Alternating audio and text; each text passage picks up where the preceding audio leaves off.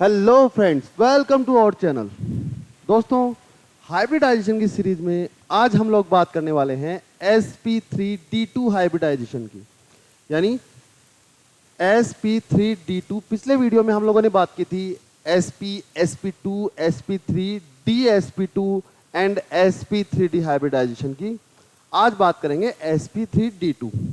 तो जैसा कि हर वीडियो में हम लोग शुरुआत करते हैं, यहाँ भी हम लोग देखते हैं कि सबसे पहले कौन कौन से ऑर्बिटल्स जो हैं वो मिलकर के sp3d2 हाइब्रिडाइज्ड ऑर्बिटल्स बनाते हैं।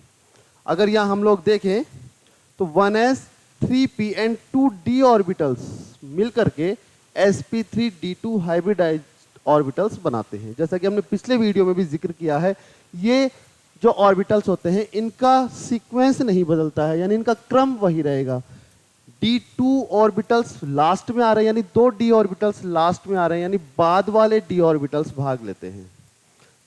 अगर हम लोग ज्योमेट्री की बात करें तो यहाँ हम लोग देख सकते हैं इस तरह के जो संकृत कक्षक जिस संकुल में या जिस कंपाउंड में या जिस भी अणु में पाए जाते हैं, उसकी ज्योमेट्री जो होती है वो होती है ऑक्टाहेड्रल, यानी अष्टफलकीय ज्योमेट्री पाई जाती है। अगर बॉन्ड एंगल की बात करें तो बॉन्ड एंगल होता है 90 डिग्री। देखिए, ऑक्टाहेड्रल ज्योमेट्री को अगर हम लोग देखें तो वो कुछ इस तरह से पाई जाती है। एक वर्ग होगा, बीच में कोई भी एटम हो सकता है, जो भी केंद्रीय परमाणु अपना सेंट्रल एटम जो भी है, 4 एटम्स यहाँ जुड़े हुए होंगे चारों कोनों पर, और 2 एटम्स होते हैं ऊपर और नीचे की ओर जुड़े हुए। अगर यहाँ से हम लोग देखें तो एक वर्ग है प्लेन में, एक बॉन्ड ऊपर की ओर और एक बॉन्ड नीचे की ओर बन रहा है। तो वहां से अगर हम लोग देखें तो एंगल बनता है 90 डिग्री का। अगर इन एंगल्स की बात करें तो ये एंगल भी हम लोग जानते हैं ये एक स्क्वायर है, तो स्क्वायर के जो डायगोनल है वो एक दूसरे को 90 पर काटते हैं। तो इसके अकॉर्डिंग सभी एंगल्स यहाँ पर 90 डिग्री के होते हैं। तो यहाँ पर बॉन्ड एंगल पाया जाता है 90 डिग्री। अगर कुछ एग्जाम्पल्स देखें तो बहुत से एग्जाम्पल्स होते हैं, जिनमें से कुछ की चर्चा हम लोग यहाँ कर रहे हैं, जैसे SF6 है, BRF5, IF5 और इस XCF4, BRF4 नेगेटिव। ये सभी एग्जाम्पल, ये जितने भी मॉलिक्यूल्स या आयन हैं, इन सभी में हाइब्रिडाइजेशन पाया जाता है sp3d2।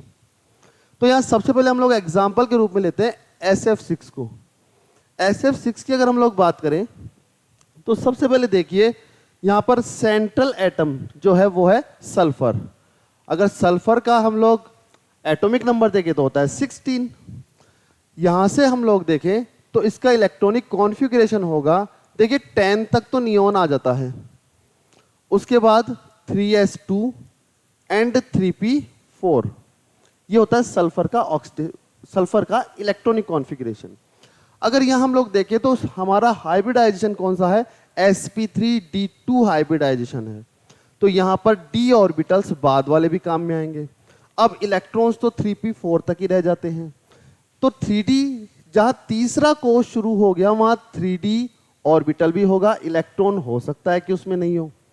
तो इस तरह से हम लोग देखें तो इलेक्ट्रॉनिक कॉन्फ़िगरेशन ये पाया जाता है। इलेक्ट्रॉन अगर भरने का क्रम देखते हैं तो यहां देख सकते हैं 2 इलेक्ट्रॉन्स तो s में हैं, 4 इलेक्ट्रॉन्स हम लोग भरेंगे 3p में। पहले सब में एक एक भरेंगे, फिर उसके बाद पेयरिंग होगी, और 3d ऑर्बिटल हमारे पास है बिल्कुल खाली, यानी पूरी तरह से वेकेंट है। अब यहां पर हम लोग देखें SF6 मॉलिक्यूल की बात कर रहे हैं हम लोग, यहां पर सल्फर 6 बॉन्ड बना रहा है, लेकिन अगर इस स्ट्रक्चर को हम लोग देखें तो यहां पर तो 2 ही अनपेयर्ड इलेक्ट्रॉन्स हैं, तो इसके अकॉर्डिंग 2 ही बॉन्ड बनने चाहिए।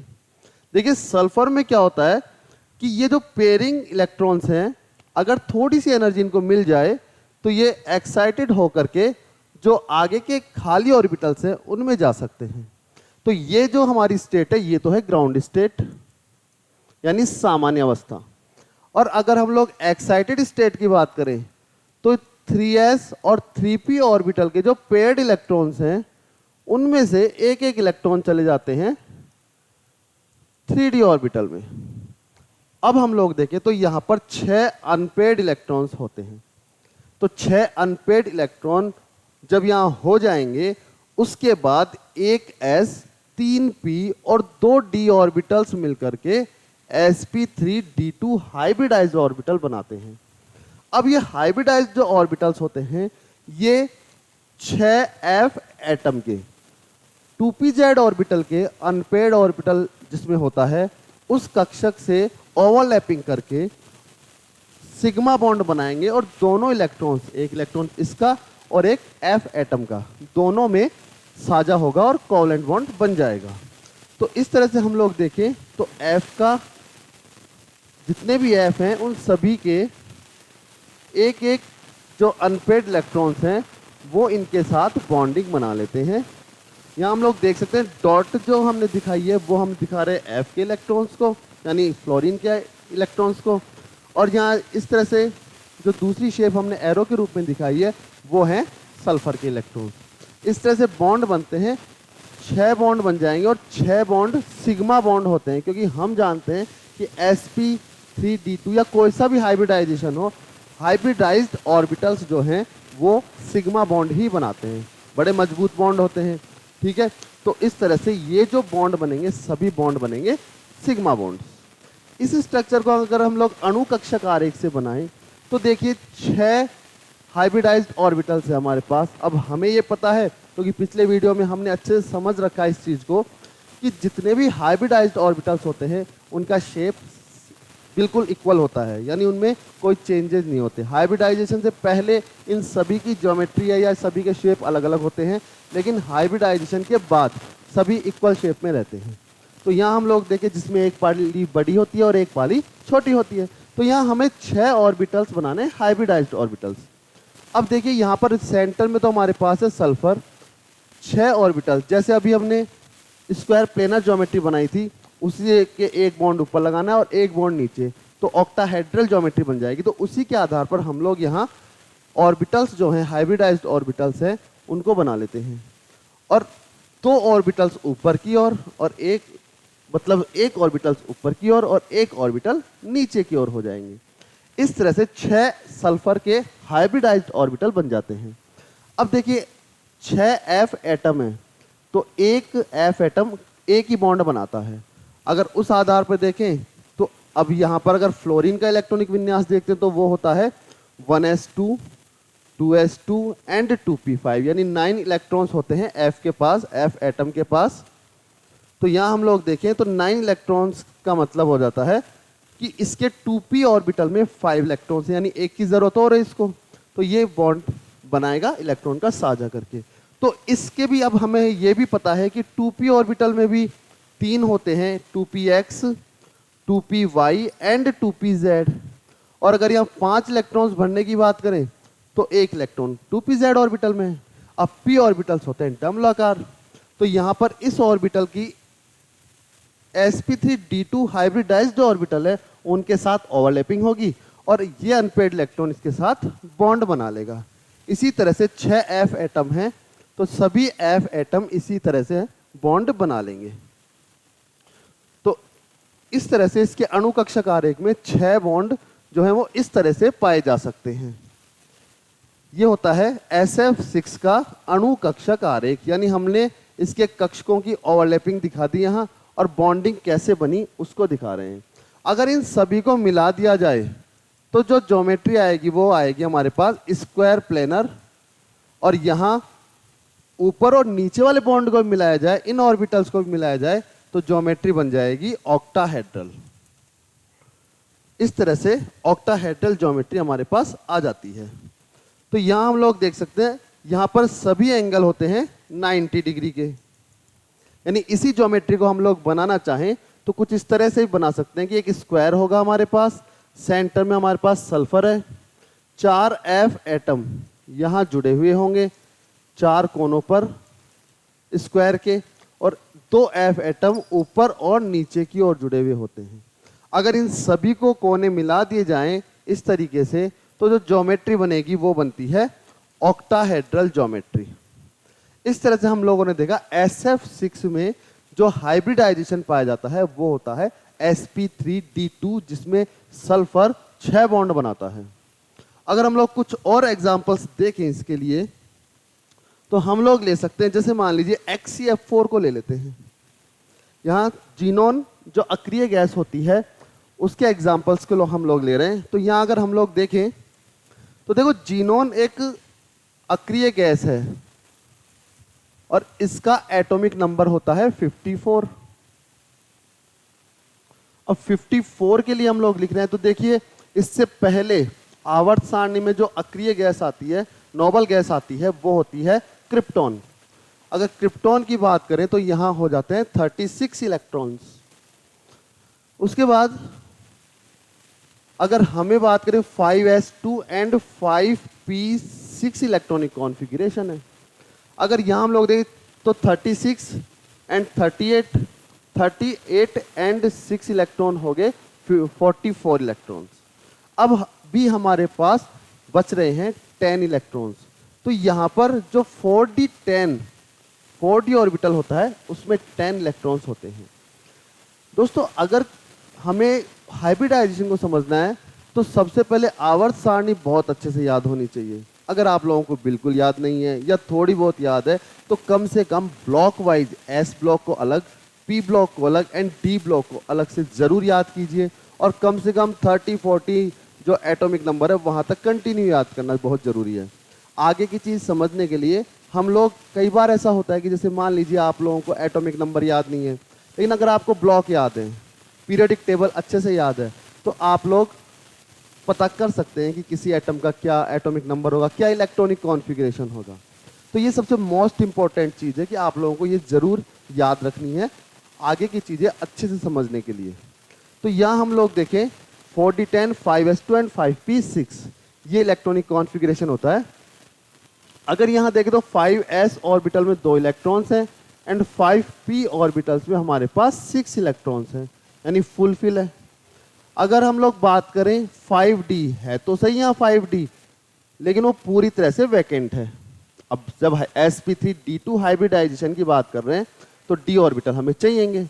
तो इसके अकॉर्डिंग अगर हम लोग देखें तो 5d ऑर्बिटल है लेकिन वैकेंट है। ठीक है, कोई दिक्कत नहीं है। ये हमारे पास आ गई इसकी ग्राउंड स्टेट। अगर एक्साइटेड स्टेट में हम लोग देखें तो देखिए अब हमें बॉन्ड बनाने हैं 4 बॉन्ड, यानी 4 f एटम जीनोन से जुड़ेंगे। देखो वैसे तो ये सभी क्या अक्रिय गैसें होती हैं, ज्यादातर क्रिया करती नहीं है, फिर भी जीनोन के कुछ फ्लोराइड एंड ऑक्सीफ्लोराइड एंड ऑक्साइड कुछ ज्ञात है जिनके बारे में हम लोग स्टडी कर रहे हैं। अगर यहाँ हम लोग देखें तो हमारे पास अभी एक भी बॉन्ड बनने की कंडीशन नहीं है, लेकिन जैसे कि इन ऑर्बिटल्स की एनर्जी होती है उनमें अंतर बहुत कम होता है, तो 2 इलेक्ट्रॉन एक्साइटेड होकर 5d ऑर्बिटल में चले जाते हैं। उस कंडीशन में एक और हमारे पास एक्साइटेड स्टेट आती है जिसमें 2 इलेक्ट्रॉन चले जाएंगे 5d ऑर्बिटल में। तो अब देखिए हमारे पास 4 अनपेयर्ड इलेक्ट्रॉन हो जाते हैं यहाँ, इसको हम लोग कह देते हैं एक्साइटेड स्टेट। यानी 2 5p ऑर्बिटल से 2 इलेक्ट्रॉन एक्साइटेड होकर आ जाते हैं 5d ऑर्बिटल में। अब हमारे पास 4 अनपेयर्ड इलेक्ट्रॉन्स हो जाते हैं, यानी 4 बॉन्ड बन सकते हैं और 2 जीनोन पर 2 लोन पेयर रहेंगे, यानी ये जो पेयर्ड इलेक्ट्रॉन्स हैं ये जीनोन पर ही रहेंगे, जीनोन के कक्षकों में ही रहेंगे। अच्छा, ऐसा बिल्कुल नहीं है कि फुलफिल ऑर्बिटल है तो हाइब्रिडाइजेशन हो सकता है कि नहीं हो सकता है, हाफ फिल है तो हाइब्रिडाइजेशन हो सकता है कि नहीं हो सकता है, वेकेंट है तो हो सकता है कि नहीं हो सकता है।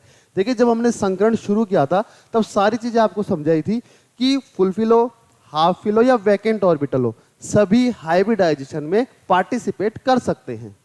तो ऐसी कोई कंडीशन नहीं है कि ये कैसे करेगा या वह कैसे करेगा। तो यहां पर ये सभी ऑर्बिटल मिलकर बनाते हैं sp3d2 हाइब्रिडाइज्ड ऑर्बिटल। अब देखिए 4 f एटम यहां हमें जोड़ने हैं, तो सेम चीज 4 f एटम आएंगे जिनके पास एक एक अनपेयर्ड इलेक्ट्रॉन्स है और इन 4 अनपेयर्ड इलेक्ट्रॉन्स के साथ ओवरलैपिंग द्वारा 4 सिग्मा बॉन्ड बना लेंगे। इस तरह से 4 सिग्मा बॉन्ड बन जाते हैं। अगर इसकी ज्योमेट्री की बात करें तो सेम उसी तरह से ज्योमेट्री बनेगी जैसे अभी हमने SF6 में बनाई थी, यानी जो 6 ऑर्बिटल्स हैं उनमें से जीनोन तो अभी सेंटर में ले लिया हमने और यहां पर 4 f एटम होंगे जो सिग्मा बॉन्ड बनाएंगे जीनोन के साथ, और 2 जो लॉन पेयर ऑफ इलेक्ट्रॉन्स हैं वो ऊपर और नीचे की ओर जो हाइब्रिडाइज्ड ऑर्बिटल्स हैं उनमें ही रहेंगे। देखिए यहां पर क्या होता है, कि जो अगर ऑक्टाहेड्रल ज्योमेट्री है या हम लोग स्क्वायर प्लेनर ज्योमेट्री में देखें तो इसका एक नियम होता है कि जब भी अगर सेंट्रल एटम पर अगर लॉन पेयर ऑफ इलेक्ट्रॉन्स आते हैं तो इस तरह की ऑक्टाहेड्रल ज्योमेट्री में लॉन पेयर ऑफ इलेक्ट्रॉन्स या तो ऊपर की ओर रहेंगे या नीचे की ओर रहेंगे। अगर एक आएगा तो ऊपर या नीचे हो सकता है, और अगर दो आ गए, दो लॉन पेयर जैसा अभी हमने यहां देखा है, तो एक ऊपर होगा और एक नीचे की ओर होगा। ऐसा इसलिए होता है, अगर वीएससी पीआरटी जब हम लोग पढ़ेंगे आगे के वीडियोस में, तो वीएससी पीआरटी के अकॉर्डिंग इसमें लॉन पेयर और लॉन पेयर बॉन्ड पेयर प्रतिकर्षण कम हो जाता है। इसलिए इस तरह की ज्योमेट्री में लॉन पेयर ऊपर और नीचे की ओर होता है। तो जो ज्योमेट्री ऑक्टाहेड्रल होनी चाहिए थी, अगर ये लॉन पेयर को हम लोग इसकी इस तरह लिखने की बजाय यहाँ जीनोन पे भी शो कर सकते हैं, तो इस तरह से ज्योमेट्री, जो बॉन्डिंग ज्योमेट्री बन रही है, जहां बॉन्ड बन रहे हैं, वो तो बनती है स्क्वायर प्लेनर। तो इस चीज को वीएससी पीआरटी में हम लोग एलपी जो रिपल्जन होता है और एलपी बीपी रिपल्जन जो होता है उसके अकॉर्डिंग देखेंगे। तो यहाँ पर ज्योमेट्री पाई जा रही है, एक्चुअल ज्योमेट्री तो होती है यहाँ पर स्क्वायर प्लेनर। और अगर ऑर्बिटल्स हम लोग दिखाते हैं तो ऑर्बिटल्स के अकॉर्डिंग ज्योमेट्री इस तरह से हो जाती है। और भी एग्जांपल्स आप लोगों के सामने हैं, जिनमें से हम लोग बहुत से एग्जांपल्स वीएससी पीआरटी एक्सप्लेन करता है, जो उनमें कुछ विकृतियां आ जाती हैं वो हम लोग आगे के जो सीरीज आएगी हमारे वीएससी पीआरटी में, हम बहुत से मॉलिक्यूल डिस्कस करेंगे जो हमने अभी यहाँ नहीं किए हैं। तो वहाँ हम लोग एक्सप्लेन करेंगे और चीज़ों को बताएंगे कि किस तरह से ज्योमेट्री चेंज हो जाती है थोड़ी किसी भी मॉलिक्यूल की। तो यहाँ पर आज हम लोगों ने बात की sp3d2 हाइब्रिडाइजेशन की। दोस्तों, अच्छी एजुकेशन के लिए लगातार वीडियोस देखते रहिए, बिना स्किप किए वीडियोस देखिए, और जितना ज़्यादा हो सके लाइक एंड शेयर कीजिए वीडियोस को, जिससे हम लोग मोटिवेट होंगे और आपको और भी अच्छा मैटर, जितना अच्छा हम लोग दे सकते हैं, अच्छे से अच्छा मैटर आपको प्रोवाइड कराएंगे। Thank you.